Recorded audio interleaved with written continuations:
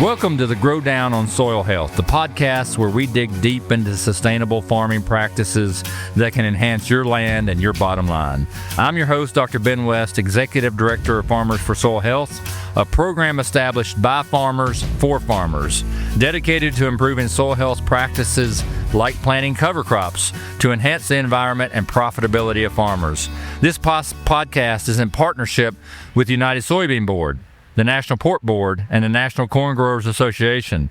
Today's episode is all about how cover crop, soil health, and conservation practices are changing the future of farming, driving opportunities with ethanol and low-carbon markets, and why these practices matter to farmers on the ground.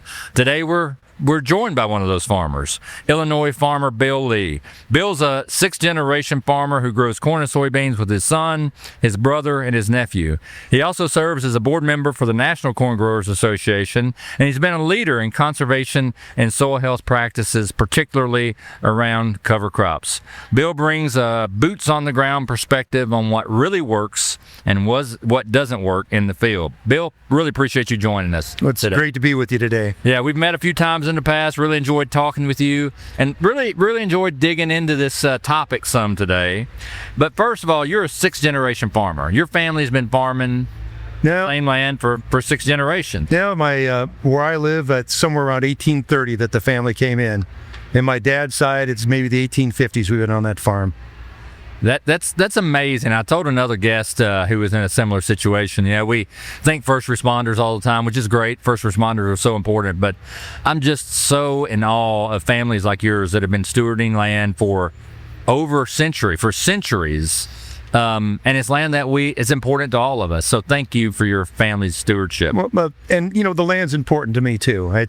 I'm proud of the fact that we have been on some of this land that long, and it's working soon. Illinois has a program for centennial, sesquicentennial, and bicentennial farms, and pretty soon I think I can do the research and get my bicentennial farm in. Wow, that's amazing. Congratulations. Yeah, kind of fun.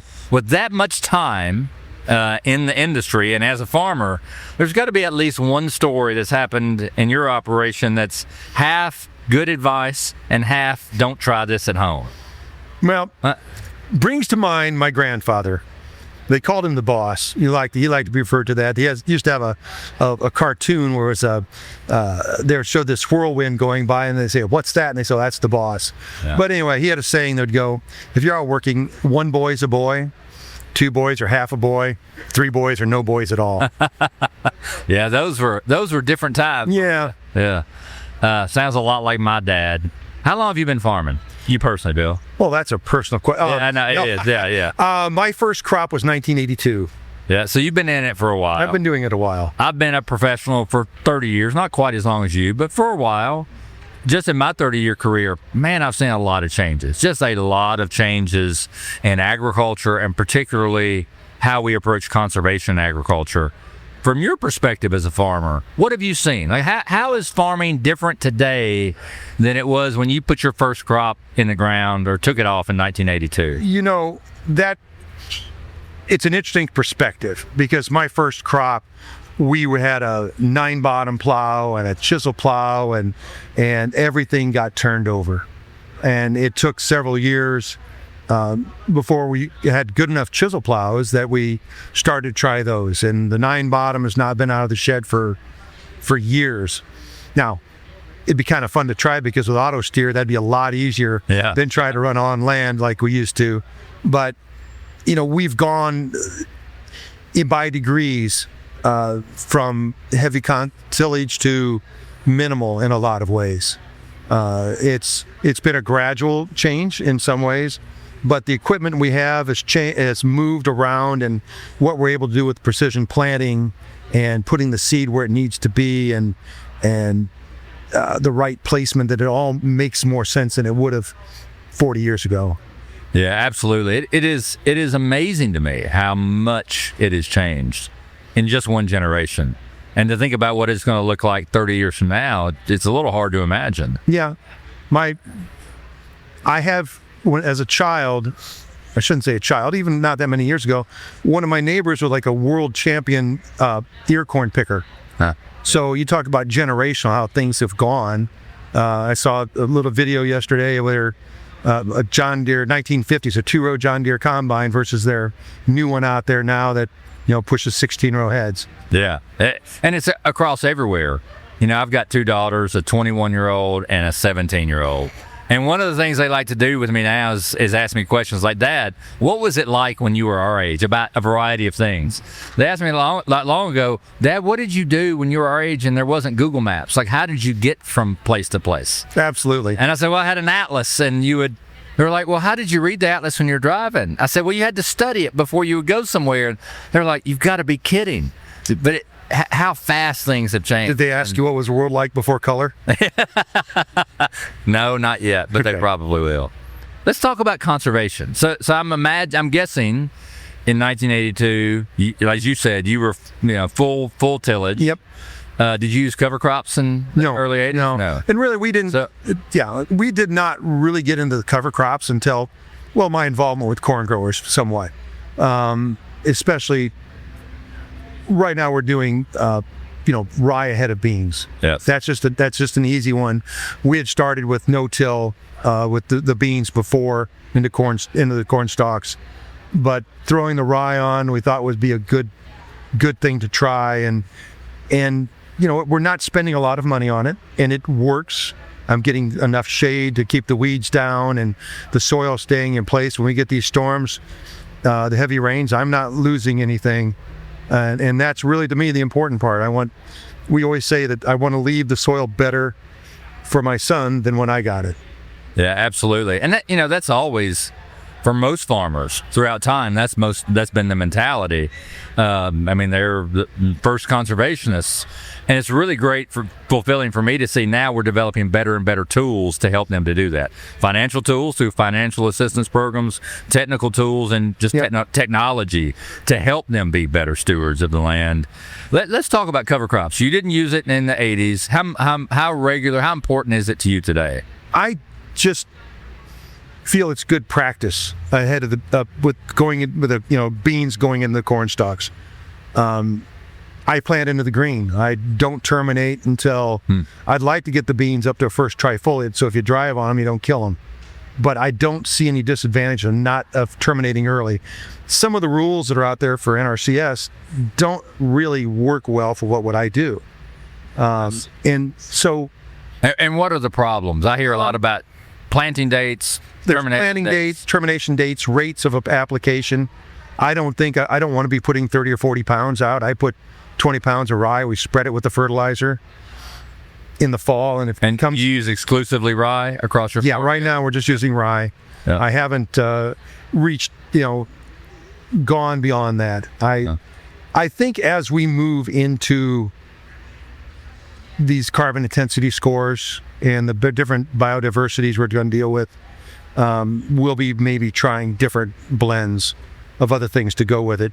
And if we go to try, we're going to have to figure out how to make some of these things work, whether it be the 45Z scores, the carbon intensity reductions, the greenhouse gas reductions we're all dealing with. We've got to find the system that works for the way you farm. Yes. And it's not the same for everybody. And that's part of the problem we also get with government programs in some ways, is they think it's going to be the same in Minnesota as it's going to be in Illinois, as it's going to be in Missouri. And it just doesn't work that way. No, and like one of the things I've learned is every region's different, every farmer's different, every farm is different, every field is different. Yep. So there are a lot of fields where it seems like rye is all that's really needed in that case. Other farmers really like to use brassicas for other things with certain soil challenges. Yep. But it is a really adaptable practice that you can spend a lot of money on, you spend a little money on, but tailor a solution for your field and your farm. Where I am in Illinois, north central Illinois, our soils are fairly compatible. So those kind of practices are easy to spread across everything. Yep. But it's interesting once you start doing that, the amount of earthworms. Yes. And we go scratching for how deep's the seed, and every time you make a swipe to the field, you're finding worms. So that's really encouraging. Because I've always wondered how we're going to get the fertilizer in that top. If we're just going to spread it on top and get it down, we're going to get the worms to come up and grab it, and we'll take it down with them, right? Yeah. So how long have you been using cover crops? 6-7 years now. So 6 or 7 years. How long did it take for you to start seeing benefits, and what are the biggest benefits you have seen on your farm? Well, I think the easy one that happened fairly quickly really was the help with weed control. I mean, tall water hemp is becoming a real nuisance in so much of the Corn Belt, and I think the cover crops, especially if you let them get some size, is putting that competition to keep those weeds down for longer. And that really was the easy one. And then I've been involved with PCM, Precision Conservation Management. So I get a comparison to what my yields are to like farmers doing things at least within that program. And so I'm trying to get real yields out of a farmer can be difficult. You know, how's your field doing? Oh, I had 90 plus. Okay, you had the combine slow down over here. That was 90 plus. What was the field average? You know how farmers are. But anyway, I think the yields have not been hurt. It's the last 3 or 4 or 5 years have been some of the best yields I've had with beans. And I don't know what else to attribute it to besides maybe the cover crops and the no-till that we're doing. So it sounds like for you, it's a really important practice that you're going to use probably from now on. I do not see, unless there's some reason we can't get it done. Yeah. I mean, there's always a few odd things happening. The voles are always, depending on the year, you can get a few out there, but as a percentage, they're not taking enough to be a huge detriment. One of the things I've noticed since I've started working with farmers for soil health, I've talked to a lot of farmers like you, and it seems like there's two ends of a spectrum. On one end are farmers, I know farmers that would say cover crops are so important to my operation. If I did not have this tool, I don't know if I could continue. Like, it's that important to them. Have other farmers on the other end say, I've tried them, I will never use them again. Yeah.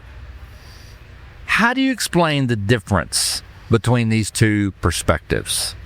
I don't know if it's expectations. I think sometimes people are jumping in with both feet too much. I did a interview with a gentleman down in St. Louis area last winter, and he's like, what was that aha moment? And he said, farmers really don't have that aha moment because you can't afford to take those kind of risks. You try a little bit, especially with cover crops. It's not the way we're doing it. It's not specialty tools. It's not a huge investment in dollars. So it's much easier just to try a little bit. And the first time I did it, it was some seed beans, and they got it to us late, but I didn't think it hurt the yields, and I think it helped the weeds down. And I've had the rye get pretty rank and ugly, but the beans finally go through them, and I've been really happy with the results. It's something I would not want to have to give away, I think. So you mentioned farmers don't have an aha moment. There's too much at risk, right? They've got to make calculated decisions. Right. I said it's you try it, or you have someone you trust that's done it, and it's sometimes word of mouth. Mm-hmm. Sometimes some landlords don't want to see the ryegrass out there, because I've had rye get a couple feet tall when you terminate it, and you're seeing it till July. Yes. And then people getting worried about that, and I'm like, it'll be gone. Yes. But this is family-owned ground, and the landlord's not breathing down my neck about a dirty field. Yeah, and as you said, even a simple version of cover crops, rye, it's still a financial. It's a significant financial investment the first time you try it. Yeah. With no guarantee of what's going to happen. Right. And during regular years that may be okay, but as thin as the margins are now, and unfortunately mostly in the red in agriculture this year, seems like it's a big barrier for farmers to get over. But you've mentioned getting good advice, and I know you've worked with PCM. PCM administers Farmers for Soil Health here in Illinois and some other states. How have you worked with their advisors, and how have they and their data helped you make better decisions, either around cover crops or other conservation practices? Well, I think it comes around to all the conservation practices, because precision conservation. When we get done with the year, and we've given them all the data, all the chemicals, all the crop protection products we're using, fertilizer, the amount per acre, the whole works. And they put it through their formula, and I think it's based off field to market matrix type of thing. But they give you that score, and you see where you rate on that.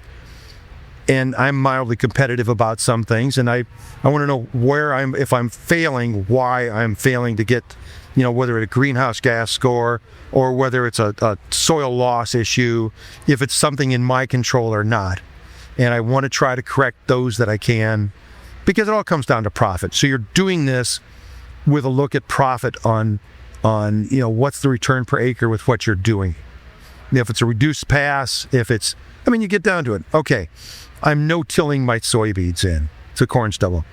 If I'm not, I'm chisel plowing it. Maybe you disc it first, then you chisel plow it. Then you have to work it in the spring.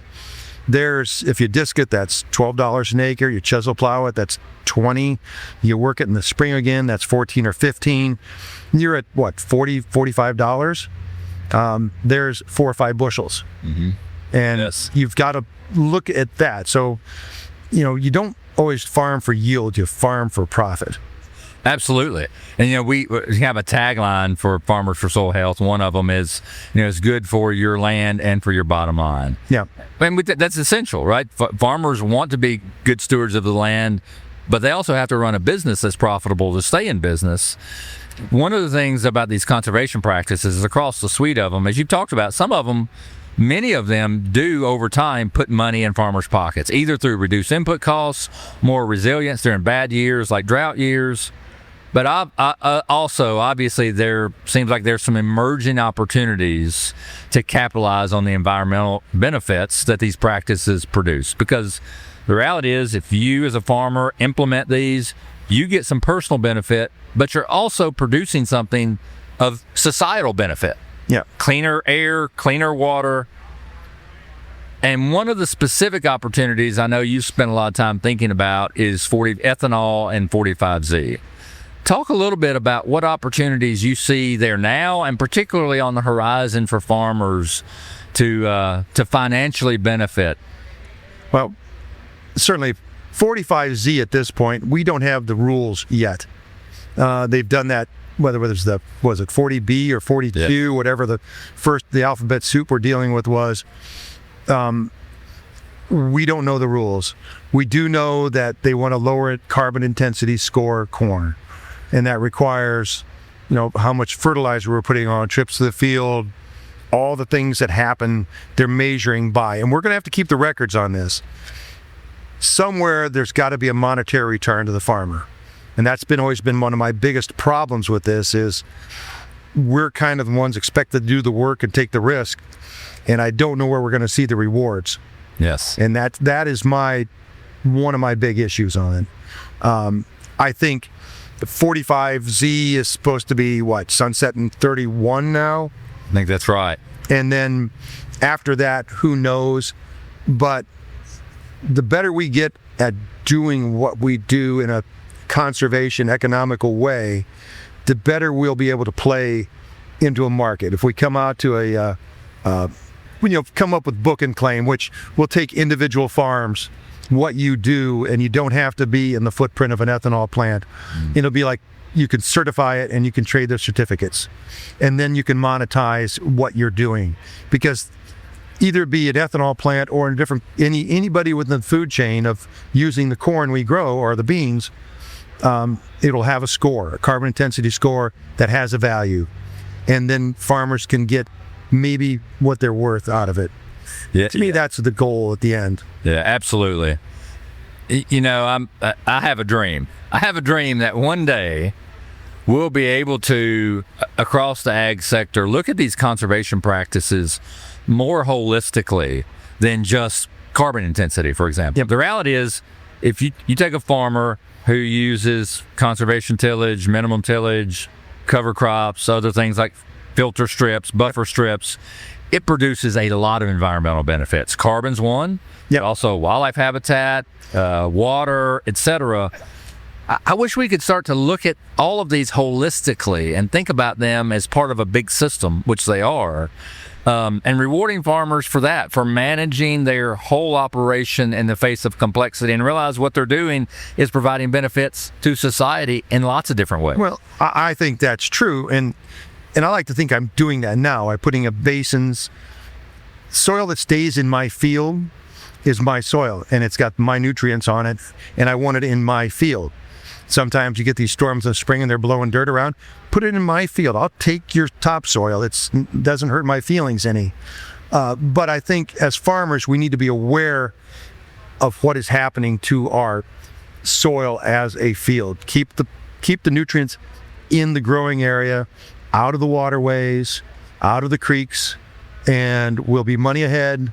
Environmentally, we'll be ahead. We're all going to run into loads of the P and K that's in the soil and nitrates, and whether it's our fault or whether it's out of soil bank, older phosphorus, most of the public's not going to know or care. It's something we have to be ahead of and thinking on, because it will be put on us somewhere down the road, because society is going to look at that and say, well, look at this target, it's easy. Yeah, and you think about that a lot as a farmer, but also as a board member for the National Corn Growers Association. Yeah. Talk a little bit about your perspective there, from sitting on that board and not just managing your own farm operation, but thinking about how to help farmers, the corn farmers all across the country. In that, what's driving your thinking as a board member in the sustainability space? It's interesting because, as I said, what works in one area doesn't work in others, and this really brings on. I live in the middle of Illinois. You don't get a whole lot more than we are. So things that work here don't always work elsewhere, and I'm aware of that too. But we're all going to get painted somewhat with a similar brush. So we have to be aware of what we're doing, and as a whole farming society, because it's all going to reflect. They see the windstorm. We had a haboob blow through Illinois, which I don't know if we've ever had one before this spring, and the hue and cry that went up for that, because it blew up into Chicago, and they all saw that and they're like, "Oh my God, it's the Dust Bowl of the 30s," and it was just a freak environmental condition at the time. But people don't know history very well. No, that's right, and it is amazing how far we've come in agriculture and conservation. Because Dust Bowl was real. Yep, it was, absolutely. Where I live in West Tennessee, some of the most erosive soils in the world, there's plenty of places I can take you and walk through the woods, which were cotton fields in the 40s. Yeah. And the reason there's not cotton fields now is because there's gullies 40 feet deep, because we were losing hundreds of tons of soil every year into the rivers. Yep. But we fixed all that. And now there's still more improvements to be made. There is. And with National Corn Growers, we're using the checkoff dollars that we get to promote the studies and the work that will help and benefit all the farmers and the corn farmers and any kind of farmer in the U.S. And whether it be making our grain more sellable around the world or usable within the U.S., it's our goal to help the farmers stay on their farms and be profitable. Yeah, and we say about Farmers for Soil Health all the time, it's a program built by farmers for farmers. And it's not just a cliche. Like, literally, the 3 commodity organizations are running this program. Yep. And it's people like you and your counterparts that said, hey, we want to create our own program. We want to call the shots. And that's what Farmers for Soil Health is. And I think that's a big deal. Yeah, it is. And because farmers have always been price takers. Yes. And I think that a lot of the industries look at us as, oh, they'll just do it because they might get something out of it. And times are changing on that a little bit too. We do have to make a profit out of it. It is a living, it's not a hobby. Absolutely. Well, on that note, let's end with this. I'm sure we have a lot of listeners, farmers who use cover crops regularly, some who tinker with it, and some who have not used it, but they're right on the cusp. Like I'm thinking about enrolling in Farmers for Soil Health, or maybe another program, or they just want to try something. Yep. What advice would you have for those farmers who have never used cover crops and they're thinking, maybe this next year is the year I'm going to try it on a couple fields? What advice would you give them? Talk to somebody that you trust and know does it for a living in some ways. I think that you find a farmer or an advisor that isn't selling something. Not to be rude about it, but sometimes, an unbiased source, I should say. Don't get carried away. In the spring, it's good if you have a planter that has the equipment to take care of the downforce that you may be dealing with to get the seed in the ground. Don't be too critical. If you're no-tilling, especially in the standing ryegrass, don't look too close for a while. Unless you're in the area. We don't have slugs. If it gets too thick, I think you get slug issues. But it'll look ugly for quite a while. But in the end, for us anyway, it's come out well. And I'm happy we're working on it that way. Well, Bill, I get the opportunity to talk about cover crops with all different kinds of people, scientists and policy people, but I always enjoy talking to farmers the most because that's where you really get a feel for what's happening on the ground and the real-world challenges and opportunities you all are having. So we really appreciate you joining. Well, it's been a pleasure being here. Well, thank you for tuning in to this episode of the Grow Down on Soil Health.